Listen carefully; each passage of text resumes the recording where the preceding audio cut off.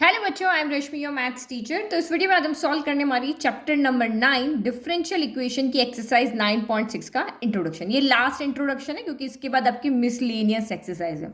तो यहाँ इस एक्सरसाइज में हम क्या देखने वाले हैं, तो एक चीज यहाँ पे देखो, हमने method of solving first order first degree differential equation, यानी कि फर्स्ट ऑर्डर फर्स्ट डिग्री की डिफरेंशियल इक्वेशन हमें दी हुई होती थी इस तरह से, d y by d x equal to f of x y, इस तरह से, जिसमें ये फर्स्ट ऑर्डर फर्स्ट डिग्री का होता था। तो उसको सॉल्व करने के लिए हमने यहाँ पर 9.4 में एक मेथड देखा, 9.5 में एक मेथड देखा और 9.6 में हम तीसरा मेथड देखने वाले हैं। ठीक है, तो 9.4 में जो हमने मेथड देखा था वो वेरिएबल सेपरेबल है, यानी कि आप यहाँ पे क्या करो, x को एक तरफ ले जाओ, जैसे ये आपका x dx हो गया, और y को एक तरफ लेके जाओ और फिर आप उसको इंटीग्रेशन कर दो। तो ये हमारा वेरिएबल सेपरेशन था कि अगर आप इस तरह से, आपको डिफरेंशियल इक्वेशन दी हुई है और आप इसमें वेरिएबल को सेपरेट कर पा रहे हो, x को एक तरफ y को एक तरफ ले पा रहे हो, तो ये मैथड हम लगाएंगे। ठीक है, फिर दूसरी थी आपकी होमोजीनियस डिफरेंशियल इक्वेशन। तो हम वहां पे शो करते थे कि हमारा जो फंक्शन है वो 0 डिग्री का होना चाहिए और वो d y by d x है तो जी वाई अपॉन एक्स की फॉर्म में होना चाहिए, और d x upon d y तो एच एक्स अपॉन वाई की फॉर्म में होना चाहिए, तभी वो होमोजीनियस डिफरेंशियल इक्वेशन है। और उसको सॉल्व करने का तरीका भी हमने देखा था अभी एक्सरसाइज किसमें, 9.5 में। ये हमने 9.4 में देखा था। फिर आपका तीसरा मेथड जो हम 9.6 में पढ़ने वाले हैं वो है लीनियर डिफरेंशियल इक्वेशन। ठीक है, तो आपको वहां पे एग्जाम में कभी नहीं गिवन होगा कि आप इसको इक्वेशन को, आपको डिफरेंशियल इक्वेशन दी होगी फर्स्ट ऑर्डर फर्स्ट डिग्री की, कि आप इस मेथड से सॉल्व करो, इससे करो या इससे करो। वो आपको वहां पे चेक करना पड़ेगा कि ये मेथड अप्लाई हो रहा है तो इससे कर दो, ये मेथड अप्लाई हो रहा है तो इससे कर लो, और ये मेथड अप्लाई हो रहा है तो आप इससे कर लो। तो सेपरेट हो रहा है तो ये लगा देंगे। अगर हमारे इक्वेशन को जी वाई अपॉन एक्स की फॉर्म में लिख पाए या एच एक्स अपॉन वाई की फॉर्म में लिख पाए तो होमोजीनियस वाला मेथड लगा देंगे, और अगर दोनों ही मेथड नहीं लग रहे तो हम लीनियर डिफरेंशियल इक्वेशन के पास यहाँ पर जाएंगे। ठीक है, तो यहाँ पे क्या होगा, आपकी लीनियर डिफरेंशियल इक्वेशन जो होगी यहाँ पे दो तरह की होगी। कैसे, तो फर्स्ट आपकी यहाँ पे होगी d y by d x plus p y equal to q form है। अगर d y upon d x होगा तो पी एंड क्यू, और यहाँ पे p के साथ में y मल्टीप्लाई होगा। तो यहाँ पे p एंड q क्या हो सकते हैं, p एंड q आपके यहाँ पे कोई भी कांस्टेंट हो सकते हैं, 2 3 5 इस तरह से, sine pi by 3, sine x tan x, कोई भी आपके यहाँ पे p q आपके कांस्टेंट हो सकते हैं या फिर x के फंक्शन हो सकते हैं। क्या क्या हो सकते हैं, p एंड q कांस्टेंट हो गए या फिर x के फंक्शन होंगे। तो x के फंक्शन यानी कि आपका यहाँ पे साइन x cos x इस तरीके से हो सकते हैं। अभी आप ये समझो, फिर हम इसको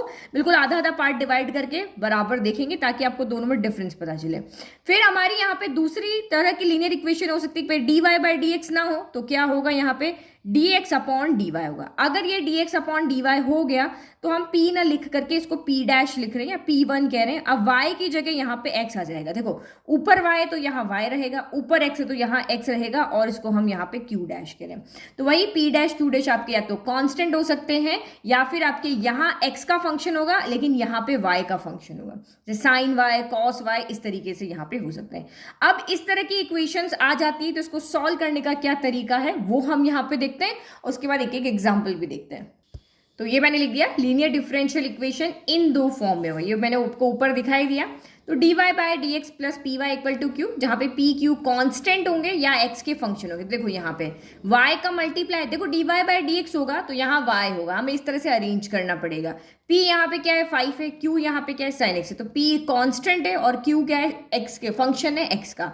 अगर इस वाली इक्वेशन में देखें तो p यहाँ पे क्या है sin x है, q यहाँ पे क्या है cos x है, तो दोनों ही x के यहाँ पर क्या है, फंक्शन है। तो इस तरह से कांस्टेंट भी हो सकता है दोनों जगह फंक्शन भी हो सकते हैं, एक कांस्टेंट एक फंक्शन भी हो सकता है ना। उसमें देखो d x upon d y, तो यहाँ p डैश x होगा, ऊपर वाला ऊपर से होगा और y के रेस्पेक्ट में आप इसको डिफ्रेंशिएट करोगे ना, यानी कि आप यहाँ पे देखो फंक्शन यहाँ पे किसका होगा, नीचे y है तो y के रेस्पेक्ट में फंक्शन होगा। तो देखो d x upon d y तो कॉस y और x होगा, यहाँ पे साइन x था ना, ये देखो x का फंक्शन था, यहाँ y के फंक्शंस होंगे। इन दोनों के अंदर ये डिफरेंस आप याद रख लो, इसीलिए मैं आपको कंपेयर करते हुए पढ़ा रही हूँ कि ऊपर y है तो यहाँ पे x का फंक्शन होगा, ऊपर x है तो यहाँ पे y का फंक्शन इसमें होगा। तो ये आपका क्या हो गया, cos y, ये कांस्टेंट हो गया, और यहाँ पे आपका कितना हो गया, tan हो गया कांस्टेंट, और ये यहाँ पे sin y हो गया। इस तरह की इक्वेशंस आपको दी होगी जिसको कि हमें सॉल्व करना पड़ेगा। अब सॉल्व कैसे करेंगे, जैसे थोड़ा बहुत डिफरेंस है आपकी इक्वेशंस में, जहाँ डी यहाँ x का फंक्शन है या y का फंक्शन है, सेम आप यहाँ पे देखोगे तो इसके सोल्यूशन में भी ऐसा ही होगा। तो मैंने इसको टाइप 1 नेम दिया, इसको टाइप 2 दिया। तो how to solve type 1 equation and how to solve type 2 first order first derivative differential equation. तो यहाँ आपको क्या करना पड़ेगा, सबसे पहले एक इंटीग्रेटिंग फैक्टर ढूंढना पड़ेगा। क्या ढूंढना पड़ेगा? इंटीग्रेटिंग फैक्टर ढूंढना पड़ेगा, जिसको हम शॉर्ट फॉर्म में IF कहते हैं।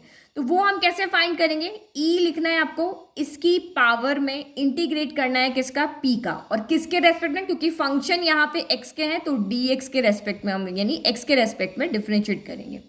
समझ में आ गया कि इंटीग्रेटिंग फैक्टर आपको एक निकालना पड़ेगा। वो कैसे निकालेंगे भाई? E की पावर में आपको इंटीग्रेशन करना पड़ेगा, लेकिन किसका? P का। जो भी यहाँ पे P होगा, यानी P कौन है? यहाँ 5 है, यहाँ कौन है? साइन x है, और इसका x के रेस्पेक्ट में, x का फंक्शन तो x के रेस्पेक्ट में ही होगा। सेम यहाँ पे भी आप इंटीग्रेटिंग फैक्टर निकालोगे और इसमें आप यहाँ पे क्या करोगे? e की पावर में ही इंटीग्रेट करोगे p1 का, क्योंकि यहाँ पे हमने फंक्शन में p1 लिया है, तो p1 का करेंगे। फंक्शन हमारे यहाँ किसके? y के, तो हम y के रेस्पेक्ट में यहाँ पर इंटीग्रेट करेंगे। उसके बाद क्या? यहाँ पे भी हमने इंटीग्रेटिंग फैक्टर निकाल दिया, यहाँ पे भी हमने इंटीग्रेटिंग फैक्टर निकाल दिया। अब आपको यहाँ पे लिखना है, आप सॉल्यूशन फाइंड कर रहे हो तो हमारे पास दो तरह के सॉल्यूशन होते हैं, जनरल सॉल्यूशन, पर्टिकुलर सॉल्यूशन।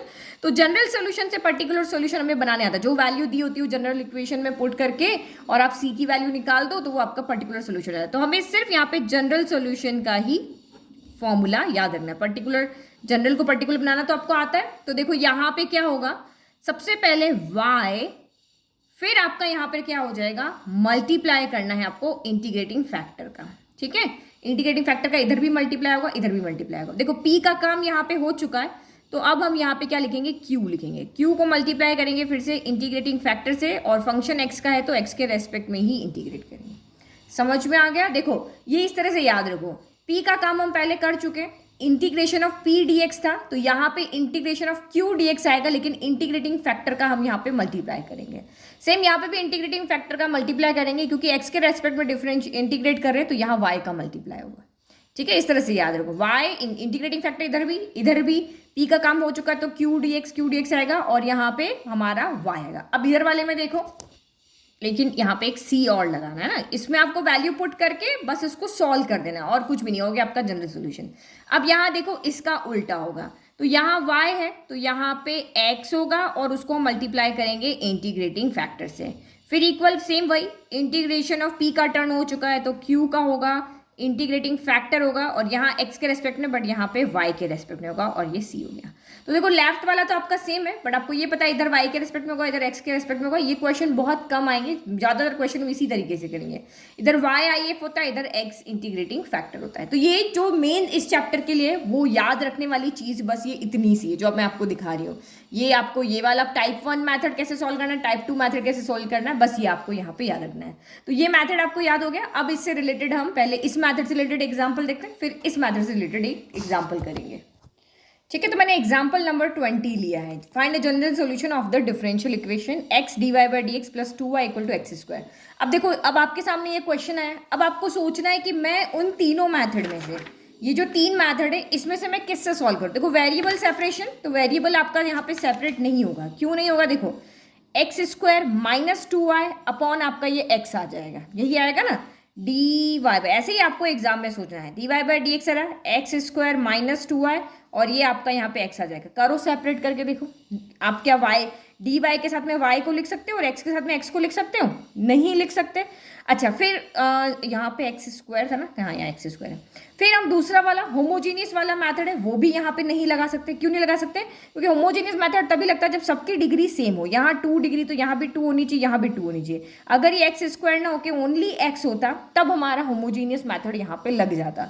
तो दूसरा भी नहीं लग रहा है, तो अब हमारा तीसरा लीनियर इक्वेशन वाला मेथड ही यहाँ पे लगेगा। तो लीनियर इक्वेशन में आप यहाँ देखो dy बाई डी एक्स आपको दिया हुआ है, तो dy बाई डी एक्स हमारा इस टाइप 1 के अंदर आ रहा है, तो हम इस फॉर्म में इसको चेंज करते हैं। तो dy by d x plus p y plus q, इस फॉर्म में इसको लिखते हैं। dy by d x plus p y equal to q, इस फॉर्म में लिखते हैं। तो dy बाई डी एक्स के साथ में कुछ भी मल्टीप्लाई नहीं है, तो dy बाई डी एक्स का कोफिशिएंट क्या है? 1 है। हम इस x को इधर भेज देते हैं, है ना। ऐसे इसी तरीके से आप सोचोगे तो बहुत इजीली क्वेश्चंस को समझ पाओगे, कर पाओगे। तो यहाँ पे भेजा तो इधर से तो हट गया dy बाई डी एक्स, ठीक है। या सबको एक्स से डिवाइड कर दो। अगर आपको इस तरह से समझ में नहीं आता एक्स को इधर भेजना, आप सबको एक्स से डिवाइड कर दो। तो ये 2y अपॉन एक्स हो गया, इसके एक्स नीचे आएगा तो ये एक्स से एक्स कट के ये एक्स हो गया। तो हमने क्या देखा यहाँ पे कि d y by d x plus p y, तो यहाँ पे p क्या हो गया 2 अपॉन एक्स हो गया, y हो गया, और q यहाँ पे क्या हो गया x हो गया। तो इस फॉर्म में हमने इसको यहाँ पर लिख दिया। अब इसमें से देख लो p क्या है, तो p आपका 2 अपॉन एक्स है, और q क्या है, तो q आपका यहाँ पर क्या है ओनली x है। ठीक है, अब ये हो गया। नाउ आप स्टेप नंबर 1 के पास आओ। जब हमने इसको इस फॉर्म में लिख दिया, पी क्यू निकाल लिया, अब इसका हम इंटीग्रेटिंग फैक्टर निकालेंगे। तो इंटीग्रेटिंग फैक्टर के लिए क्या आता है, e integration of p d x होता है। तो यहाँ पे लिखो ई इंटीग्रेशन ऑफ पी कितना है 2 अपॉन एक्स है, तो 2 को हमने बाहर ले लिया और 1 अपॉन एक्स डी एक्स हो गया। तो फिर आपका यहाँ पे ई की पावर में 2 आपका पहले से, और इंटीग्रेशन ऑफ 1 बाई एक्स क्या होता है, तो लॉग एक्स होता है, ये तो सबको पता है। अब हम इसको थोड़ा सॉल्व करते हैं। हमें पता है ई से लॉग कैंसिल हो जाता है, तो 2 को आगे भेज देते हैं। तो ई की पावर लॉग एक्स का क्या हो गया स्क्वायर हो गया। अब ई से लॉग हो गया कैंसिल, तो ये क्या बच गया एक्स स्क्वायर बच गया। तो दिस इम्प्लाइज यहाँ से आपका इंटीग्रेटिंग फैक्टर कितना आ रहा है, एक्स स्क्वायर आ रहा है। ये आपका इंटीग्रेटिंग फैक्टर हमने ढूंढ लिया। Now second step number second क्या होती है, आपको जनरल सोल्यूशन फाइंड करने के लिए भी आपको याद रखना है y into I F equal to integration of q I F d x plus c. Value put कर लो सभी जगह।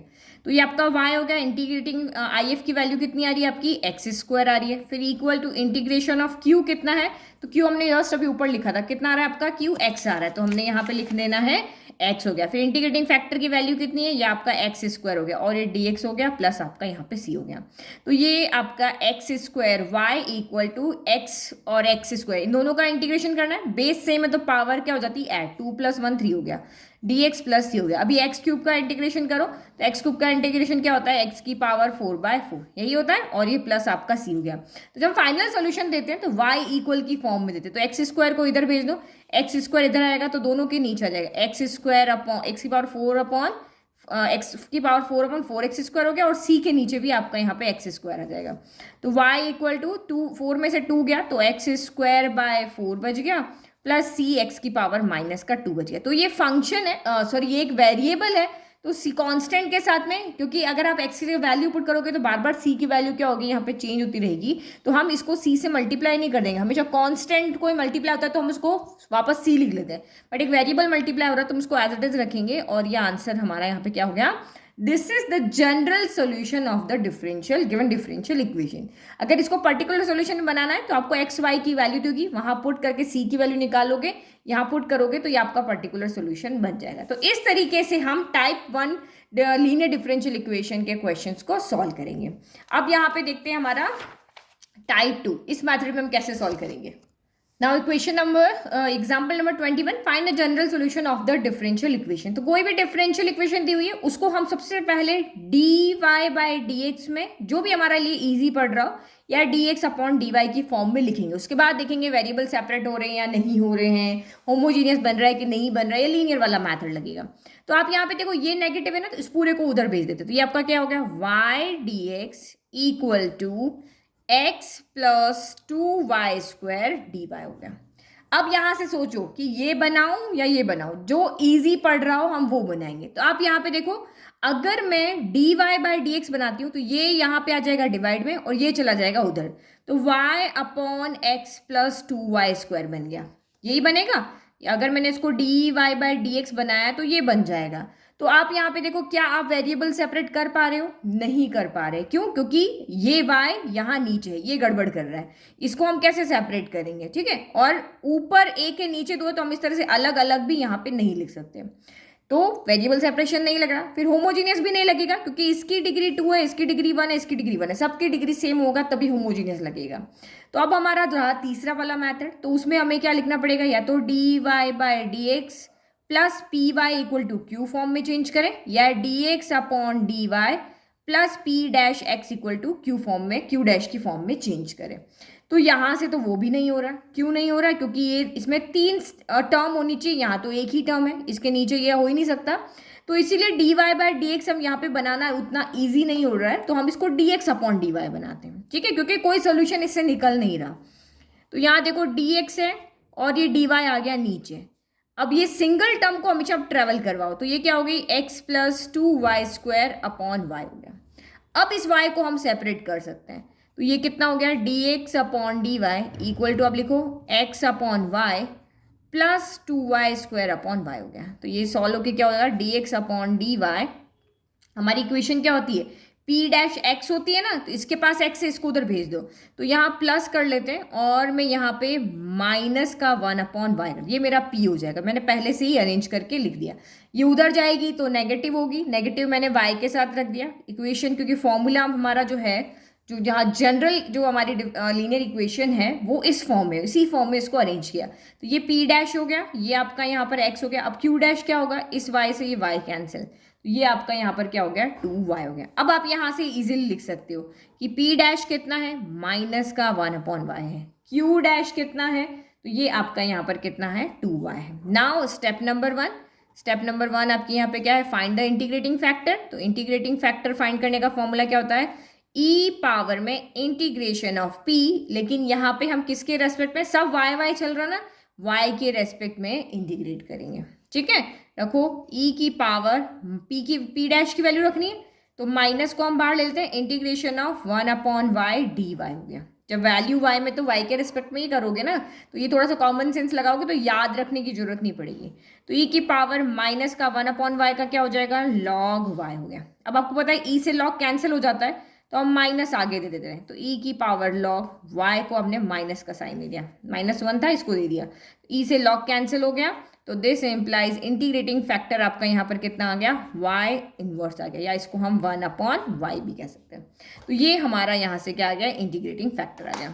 नाउ स्टेप नंबर 2 लिखना, आपको बहुत ईजी एक्सरसाइज है ये आपकी। स्टेप नंबर 2 आपका क्या होता है, जनरल सोल्यूशन फाइंड करना। जनरल सोल्यूशन फाइंड करने का फॉर्मूला क्या होता है, वहाँ y होता है, यहाँ x होता है, x into integrating factor equal to integration of q I F और डी वाई प्लस सी हो गया। बस वैल्यू पुट कर लो, तो ये तो आई एफ कितना है आपका 1 अपॉन वाई, तो x इंटू 1 अपॉन वाई हो गया। फिर q कितना आ रहा था, q आपका 2y है, तो 2 को मैं बाहर ले लेती हूँ। y इंटीग्रेटिंग फैक्टर कितना है, 1 अपॉन वाई, और y के रेस्पेक्ट में करना है, और प्लस आपका c हो गया। तो ये हो गया आपका x अपॉन वाई, y से y कैंसिल, तो 2 integration of d y plus c हो गया। ये आपका हो गया x upon y equal to 2 integration of d y is y plus आपका यहाँ पर c हो गया, ठीक है। अब हमारा सोल्यूशन यहाँ पे, उसमें y इक्वल टू रहेगा, इसमें x इक्वल टू रहेगा, y को इधर भेज दो, तो x इक्वल टू 2y स्क्वायर plus c y, this is the general solution of the equation, differential linear differential equation. अब एक्स वाई की वैल्यू दी होती तो पुट करके हम सी की वैल्यू निकाल के यहाँ पुट कर लेते, तो हमारा ये पर्टिकुलर सोल्यूशन हो जाता। बहुत इजी एक्सरसाइज है, आपने ये दोनों एग्जाम्पल देखे, इससे आप पूरी की पूरी एक्सरसाइज सॉल्व खुद से कर लोगे। बस ये दोनों चीज़ें आप नोट्स बना रहे हो तो उसमें सिर्फ ये आप यहाँ पे लिख लो, इतना सा, यहाँ से लेकर के यहाँ तक आप अपने नोट्स में लिख लो और सारी एक्सरसाइज आपसे सॉल्व कर लोगे, ठीक है। अगर वीडियो पसंद आए तो लाइक, चैनल को सब्सक्राइब एंड नोट्स का लिंक डिस्क्रिप्शन में। Thank you.